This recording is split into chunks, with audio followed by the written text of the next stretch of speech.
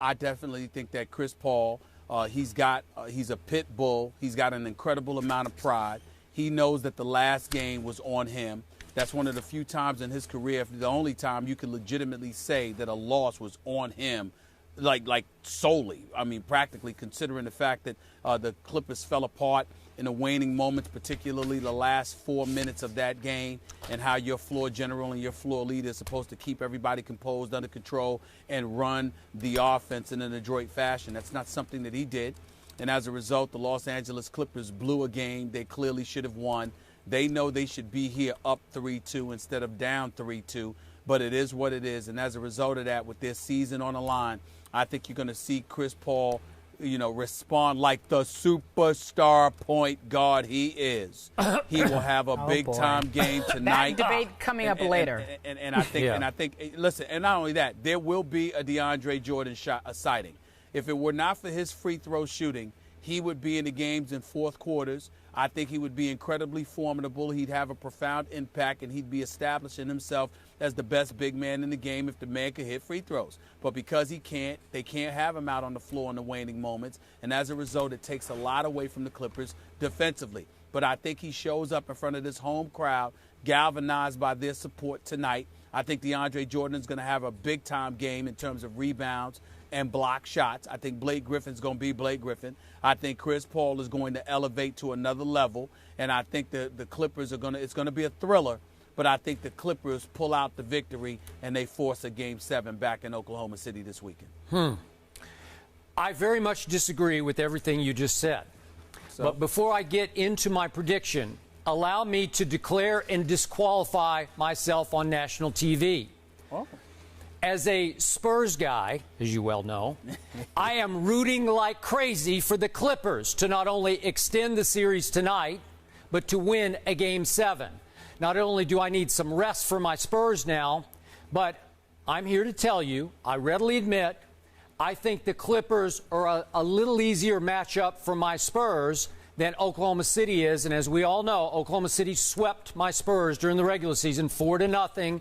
And it's now 7 straight games that Oklahoma City has won at home against my Spurs, dating back to the playoffs 2 years ago when they got blown off the floor in my hometown of Oklahoma City.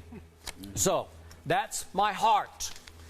My heart says I do not need Chris Paul to turn back into Cliff Paul in the last minutes of this game tonight. I need CP3. I don't need CP0 tonight. Chris, please help me. Do me a little favor here. Make up for Game 5 with a Game 6 for the ages back home in Clipperland. Now, here's my heart. Oklahoma City will finish off this series tonight. I'm strictly straight from my heart. My head, I should say. No more heart here. My head says Oklahoma City because Oklahoma City is better than the Clippers. I think they've been better every game, and I'm going to say it again. The only team that can beat the Thunder is the Thunder. And I do not think that Kevin Durant will shoot 6 for 22 as he did in Game 5 back in Oklahoma City. You know he's going to be a little hotter than that, Stephen A. And now for my closing case. Do you realize against the Clippers that Kevin Durant's running mate has looked a lot more like the MVP than Kevin Durant has? This has been Russell Westbrook's coming out party, man, because in these 5 games, he has played the greatest stretch of basketball in his career. The most consistent, controlled stretch of basketball I have ever seen him play over a 5-game period. And he's shooting 52% from the field, 41% from 3 in these 5 games, 88% from the free throw line, thanks in part to those 3 for 3 that he made standing alone at the line to help win Game 5. And he has torched Chris Paul. He has torched anyone who has dared to get in his way in this series. So I don't think they can handle Russell Westbrook. I don't think they have an answer for him. I don't know that there's a defensive switch that Doc can make to control Russell Westbrook, who can get into the paint anytime he so desires. He can create shots for himself and for his running mate, who I think is more Robin than Batman, as I've told you all along. I think this series will belong to Russell Westbrook, and then I'll have to close my eyes and hope the Thunder figure out a way to beat themselves against my Spurs. First of all, stop trying to figure out new ways to be disrespectful to the reigning league MVP. That's number one. Number two, Russell Westbrook, coming out party or no coming out party, averaging 29, 6, and 6. This guy has been unstoppable for the last couple of years. He's unstoppable now. But here's the impediment that you didn't bring up about Oklahoma City. When Russell Westbrook gets on a tear, he's so electric.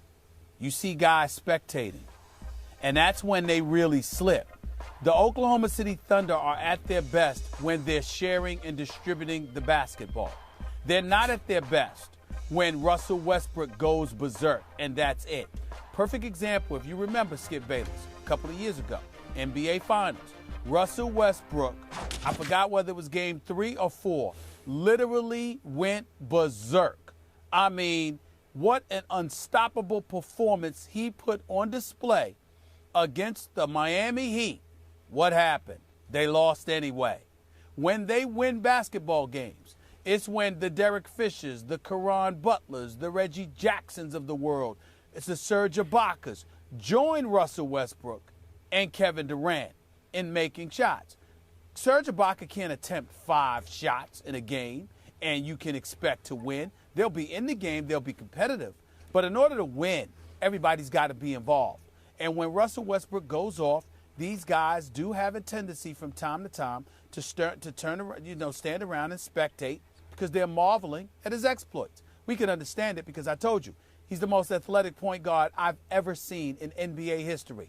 The only person that rivals him is Derrick Rose. That's how athletic Russell Westbrook is. He's just unbelievable in that regard. And he's unstoppable one-on-one.